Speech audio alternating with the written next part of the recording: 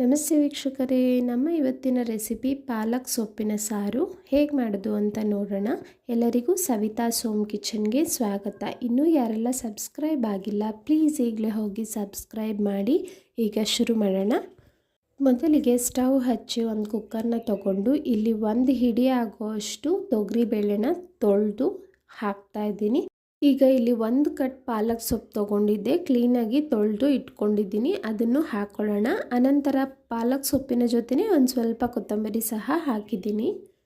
15 ಎಸಳು ಬೆಳ್ಳುಳ್ಳಿ, ಒಂದು ದೊಡ್ಡ ಈರುಳ್ಳಿ ತೊಗೊಳ್ಳಿ. ಒಗ್ಗರಣೆಗೂ ಇದರಿಂದನೇ ಒಂದು ಸ್ವಲ್ಪ ಎತ್ತಿಟ್ಕೊಂಡಿರಿ. 2 ಕಟ್ ಮಾಡಿ ಇಟ್ಕೊಂಡಿರೋಂಥ ಟೊಮೆಟೊನು ಸೇರಿಸ್ತಾ ಇದ್ದೀನಿ.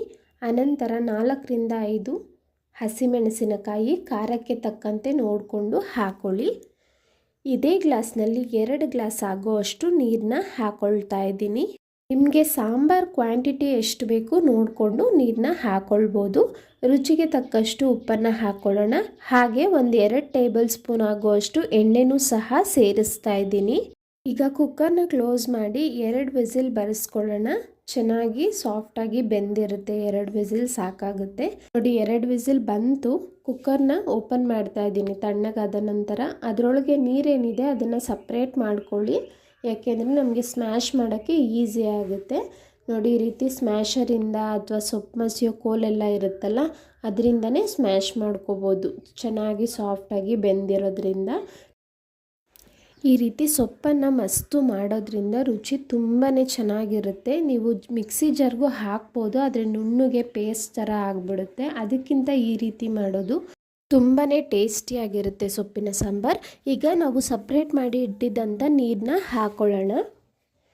ಚೆನ್ನಾಗಿ ಮಿಕ್ಸ್ ಮಾಡೋಣ. ನೋಡಿ, ಈ ರೀತಿ ಇದೆ. ಇದಕ್ಕೊಂದು ಒಗ್ಗರಣೆ ಕೊಟ್ಟರೆ ಸಾಕು, ಸಾಂಬಾರು ರೆಡಿ ಇರುತ್ತೆ.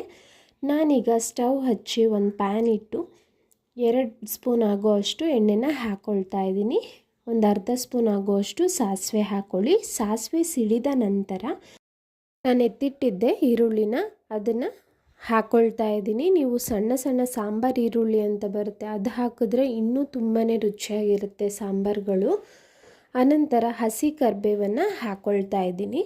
ನೋಡಿ, ಇದೆಲ್ಲ ಆದಮೇಲೆ ನಾವು ರೆಡಿ ಮಾಡಿ ಇಟ್ಕೊಂಡಿರೋಂಥ ಸಾಂಬಾರನ್ನ ಒಗ್ಗರಣೆಗೆ ಹಾಕಿ ಮಿಕ್ಸ್ ಮಾಡಿದ್ರೆ ನಮ್ಮ ಇವತ್ತಿನ ರೆಸಿಪಿ ರೆಡಿ ಇದೆ. ನೋಡಿದ್ರಿ ಅಲ್ಲ, ಮುದ್ದೆ ಜೊತೆ ಅನ್ನದ ಜೊತೆ ಒಳ್ಳೆ ಕಾಂಬಿನೇಷನ್. ಕೇವಲ ಒಂದು 15 ನಿಮಿಷದೊಳಗೆ ಈ ಸಾಂಬಾರನ್ನ ಮಾಡ್ಕೊಬಿಡ್ಬೋದು. ನಿಮಗೂ ಇಷ್ಟ ಆಯಿತು ಅಂದ್ಕೊಳ್ತೀನಿ. ನೋಡಿ, ಮುದ್ದೆ ಜೊತೆನೂ ಒಳ್ಳೆ ಕಾಂಬಿನೇಷನ್.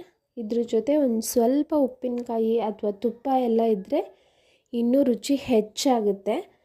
ನಮ್ಮ ಇವತ್ತಿನ ರೆಸಿಪಿ ನಿಮಗೆ ಇಷ್ಟ ಆಗಿದೆ ಅಂದ್ಕೊಳ್ತೀನಿ. ಪ್ಲೀಸ್ ಲೈಕ್ ಮಾಡಿ, ಶೇರ್ ಮಾಡಿ. ಹಾಗೆ ಇನ್ನೂ ಯಾರೆಲ್ಲ ಸಬ್ಸ್ಕ್ರೈಬ್ ಆಗಿಲ್ಲ ಈಗಲೇ ಹೋಗಿ ಸಬ್ಸ್ಕ್ರೈಬ್ ಆಗೋದನ್ನು ಮರಿಬೇಡಿ. Thank you.